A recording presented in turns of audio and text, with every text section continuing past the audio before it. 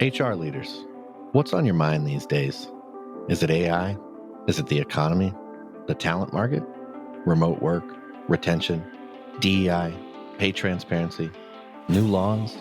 Our 2024 Workplace Trends Report outlines how HR leaders are thinking about these challenges and what they believe will help their organizations overcome them. Want to find out what they said? Head on over to peoplemanagingpeople.com/Workplace Trends 2024 and download the report to find out. I'm starting to get more concerned because the amount of companies that have come to us and chickened out after wanting to do something or have had their budget slashed or lost people is showing me that people aren't actually listening to the evidence. They're listening to the fear mongering that's going on.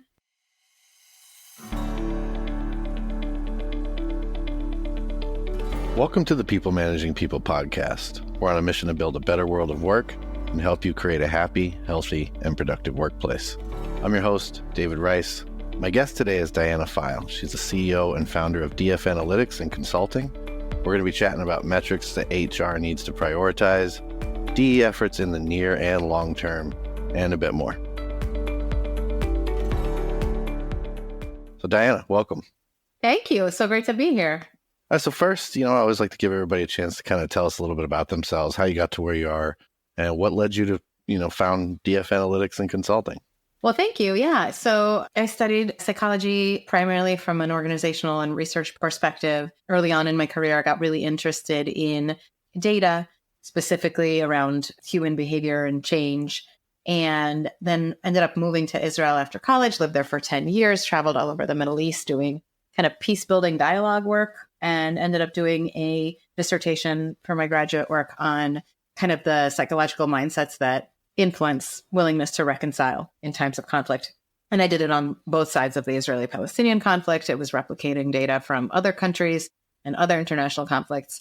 And that's when I had to develop my first foray into batteries of psychodiagnostic tests and surveys and things like that. And I really just fell in love with data, measuring and predicting human behavior through data, and the conflict resolution field in particular, because humans are terrible at managing conflict in general. And so, that's always an area that's ripe for improvement. When I moved back to the US in 2016 and started my consultancy, after having worked in a few corporate environments, managing change and measuring behavior through change, project management and change management, I got really excited in 2020 when a few of my colleagues started to approach me about DEI data and analytics, especially around inclusion and engagement, and of course around diversity, and then kind of melded my two passions for data and for conflict resolution, or for DEI more broadly, kind of helping different kinds of people navigate those differences and get along and work productively together inside organizations. So melding those two passions together became a large focus of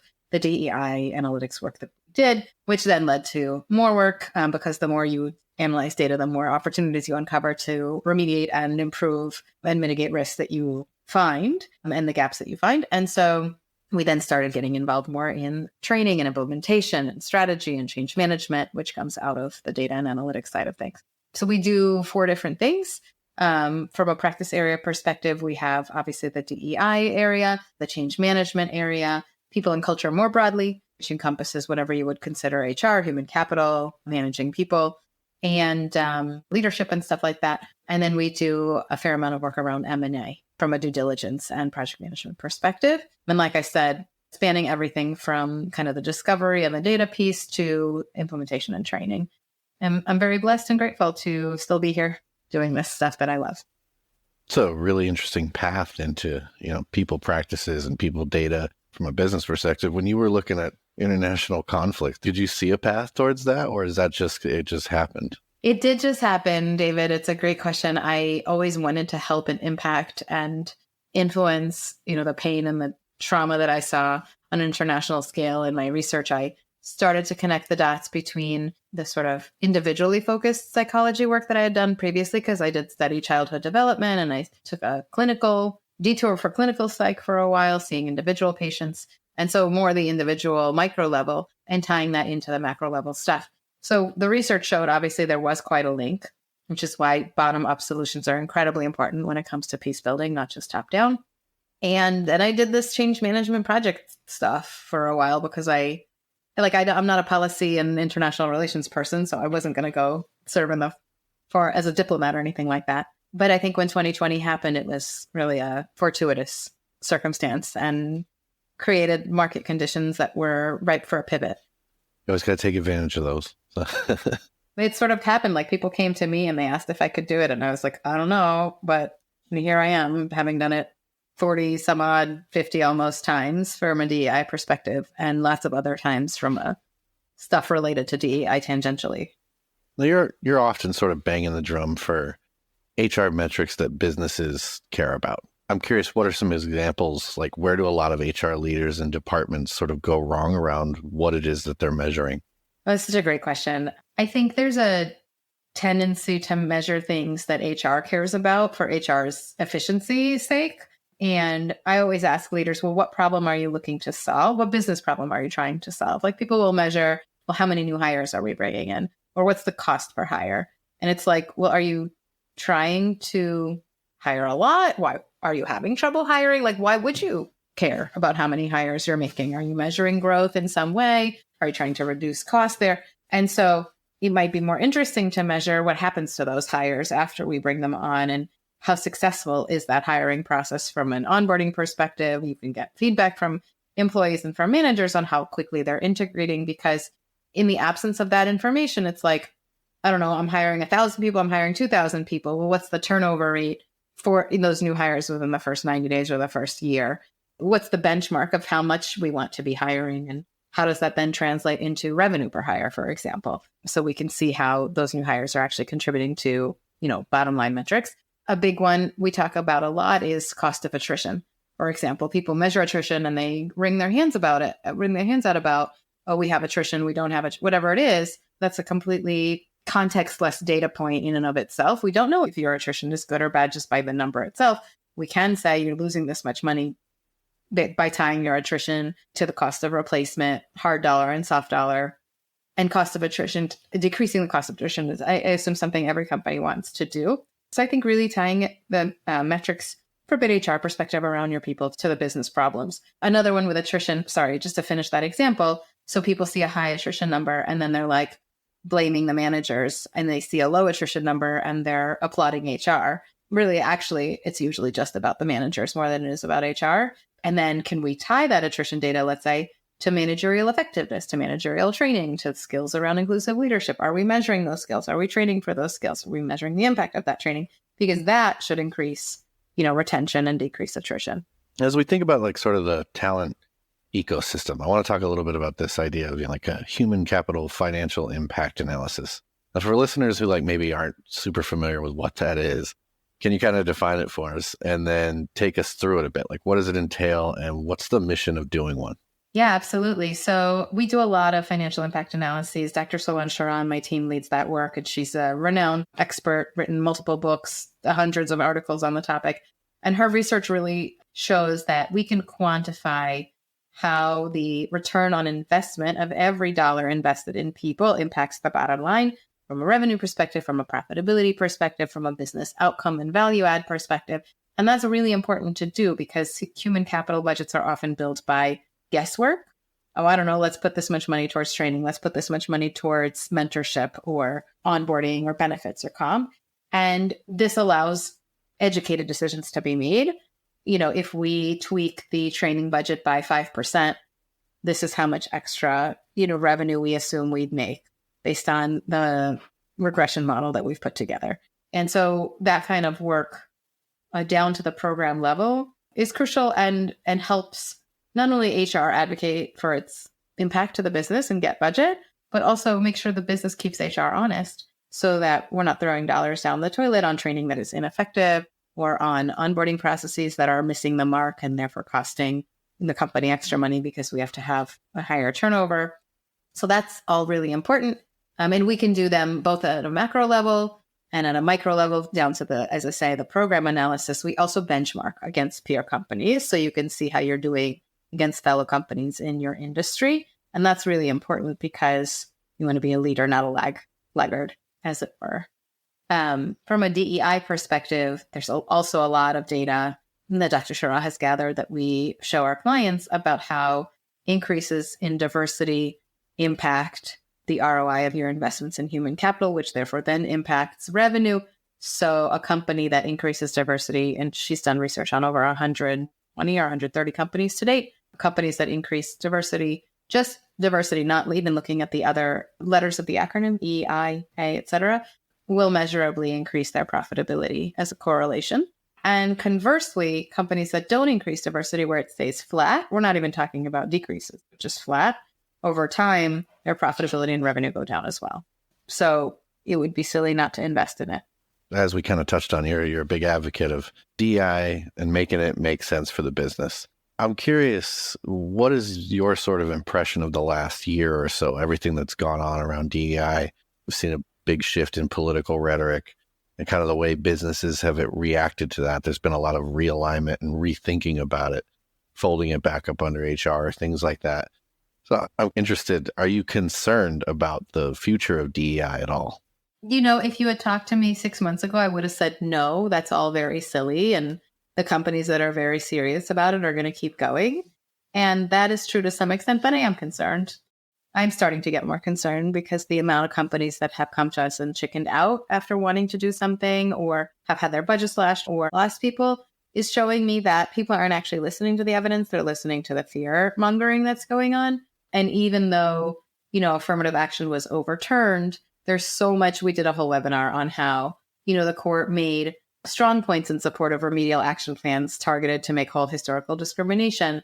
Nothing prohibits, this was Chief Justice Roberts, nothing prohibits universities from considering applicants' discussion of how race affected applicants' life, meaning not only are universities still allowed to incorporate narratives of people's experiences around discrimination into how they recruit, but of course, all the more so companies need to acknowledge those narratives and their differentiated experiences of their employees and what they bring to the workplace as a result, because they do bring different contributions based on those narratives. And so the cases are related to education. They're not related to employment directly, but we are seeing the sort of corollary trend of people applying it to employment and saying, DEI is dead or affirmative action is dead. Therefore, there's no point investing in DEI. I think the financial impact analysis that we do is a huge turning point for a lot of companies. Once they do that and they can demonstrate the business case, they have some evidence against those who are trying to sort of downplay the importance of DEI.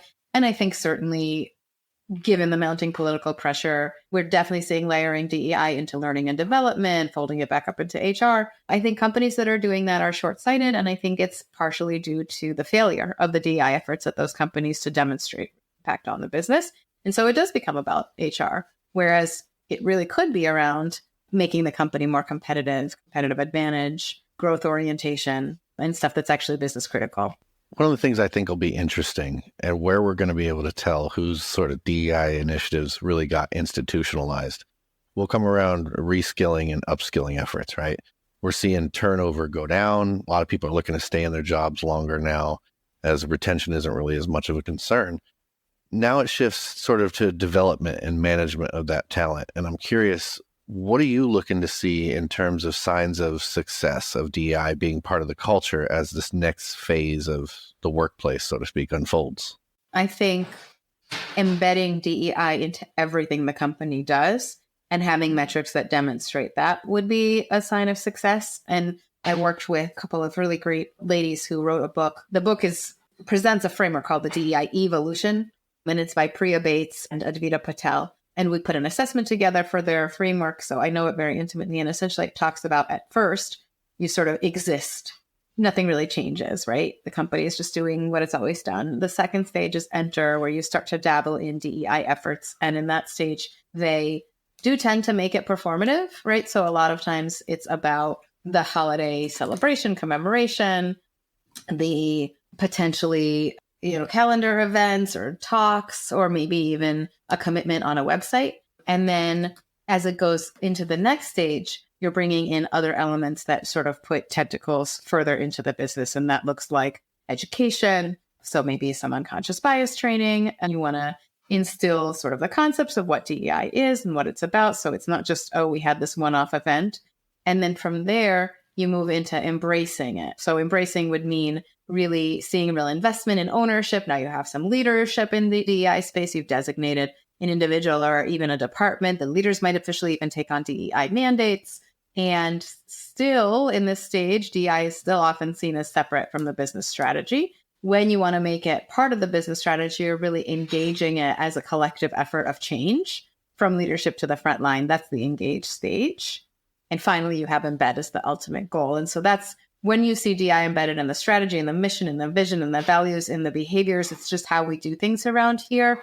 I mean, it's inseparable from the organization's identity. That's, I guess, the gold standard. So it's not just a matter of putting up some posters or creating some holiday celebrations, but it's how we run the whole company. We talk a lot about inclusion, and I've seen this firsthand where there's like a lot of DEI fluff in an organization, right? Like in my past work, I've seen this. And some are really doing things with their data, right? The inclusion is really more of a cultural value. You've advised on some inclusion analysis. And so take us through what that looks like and how companies of all sizes can be thinking about executing something like that. Absolutely. I mean, the most basic level of inclusion metrics is a bunch of survey questions about how included do you feel? How comfortable are you to speak up in meetings? Things like that. When we do advise on surveys, we encourage asking questions about observable behavior and not emotion. So that's really important, right? Like, because somebody feeling included is like a wishy-washy thing, and it could be fleeting. Somebody actually being able to raise a hand in a meeting is an observable behavior, or speak up. Further on, sort of in the evolution of data from an inclusion perspective beyond the survey, I think it's really crucial to start integrating the concepts of organizational network analysis into your DEI analytics. And ONA, or organizational network analysis, is the science of looking at how people are connected inside an organization, not in boxes and wires through an org chart, but in actual workflow. And so that means looking at how work actually gets done, who goes to who with requests for information and transactions and collaboration, how that looks across departments. And you get essentially to simplify it, you get 3 blocks of people that you can bucket. One, your people who are really strongly connected and influential. They have lots and lots of people coming to them. They have connections with lots of people. They have a large network inside the organization. You get people who are the opposite of that, which would be isolated. So they're sort of off in a corner by themselves, not interacting with a lot of people. And then you get information brokers. So those are the people who are connected, but in this very specific way, which means they connect distinctly separate parts of the organization. So they're crucial for change. So let's say someone who's got really good ties in product and in sales, going to be a key linchpin for the success of a change. And so when you look at mapping ONA onto diversity metrics like HR data, like looking at, differences in connectedness, in status of being an isolated individual or a connected one across, let's say, gender dynamics or race or ethnicity or religious diversity or what have you, you start to see how included people really are. Layering on top of, you can do organizational network analysis surveys, you can do this inside, sort of again, through the survey where you actively get data from people, or you can do this through passive data. And this is the really cool part, I think, that most organizations miss. And there's a lot of technology out there to do this, many vendors that we recommend. And in those cases, you look at passive data, which is data that's already happening inside the organization. So it's more objective. It's not as subject to human perception. So it's not a survey. It's looking at emails and who's on emails, looking at meetings, who's on meeting invitations, who's in the room, not specifically those names, but in aggregate, what types of people tend to be in the most important meetings or on email chains or get responded to quickly on an email or in a chat thread, and any kind of collaboration software the organization is using. So creating dashboards that really monitor how included people say they are and how included they actually are in practice, and how included people perceive other groups to be can show really great insights about the gaps between perception and reality. And it also shows kind of incontrovertible evidence when people are not included in things. Yeah, I love that because we have all these tools. They're all collecting data, and the reality that they show doesn't always match our perception. So that's interesting stuff.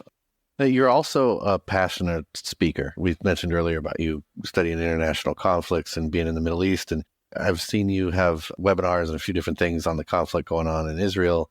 You've created some really interesting content around that. So I'm curious, how do you feel businesses can better support employees when they're impacted by things like this? And, what sort of tone leadership needs to set when we think about things like the conflict in Israel and how it shows up in the people who inhabit the workplace? I think that's such a great question, David. I'll start by saying talking about it at all is already a step forward. I think most organizations stuck their heads in the sand when it happened or put out a statement.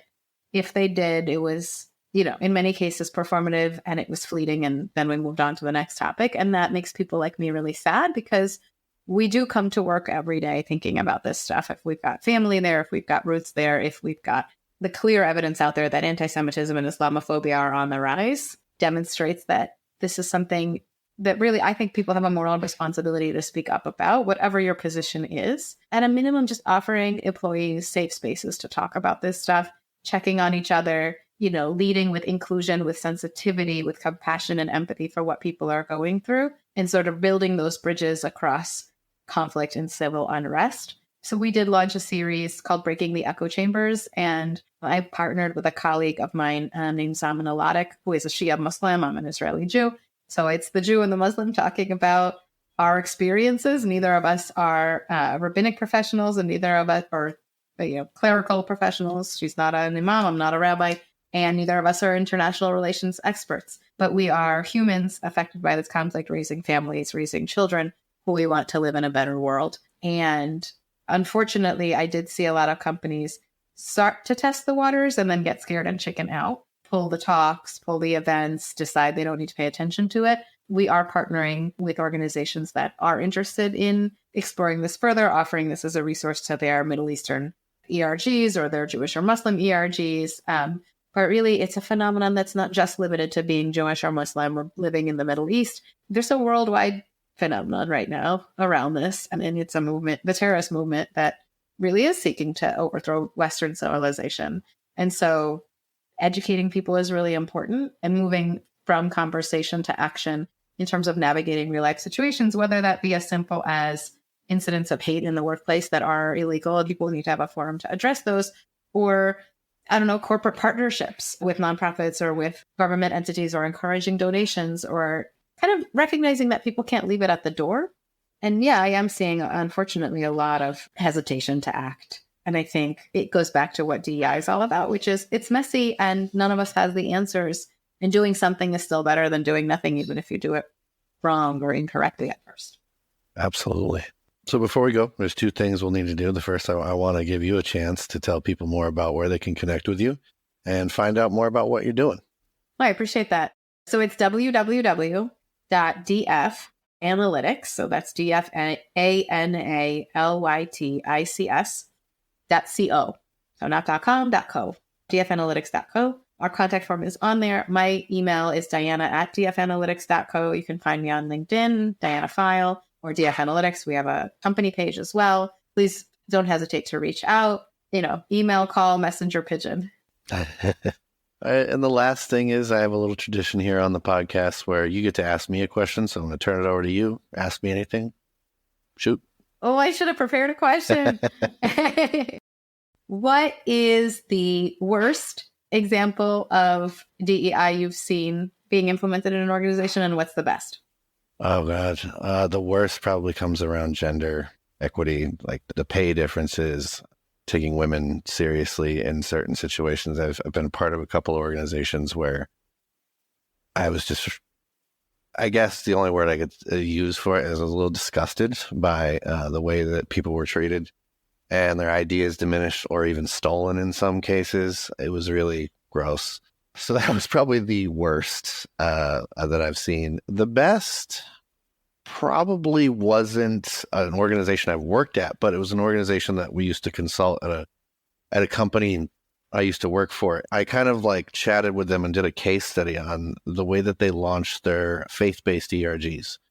And it was just really the level of thought and detail. And, I remember asking her so, did anyone say if we're going to take this approach, is it going to be okay if the Satanists show up? Let's be real, is it, if it gets into witchcraft or something like that, does that count? How do you draw the lines on all that? And the way that she explained it and the level of thought that the organization put into it, and it got hard, it got messy, but they stuck with it. And the way that they where they ended up with it as a product I think was something that they could all be really proud of. And so I thought that was really cool. That's awesome. Yeah, so that was a cool example. So yeah, great question. Well, thank you for coming on today. I appreciate you giving us some of your time. Yeah, absolutely. Thank you for having me. Listeners, if you want to keep up with all things DEI, HR, people operations, what comes next for this segment of the HR world, and you're not already subscribed to our newsletter, head on over to peoplemanagingpeople.com/subscribe and get signed up. And until next time, do some yoga, buy a houseplant for spring. It's going to get warm soon.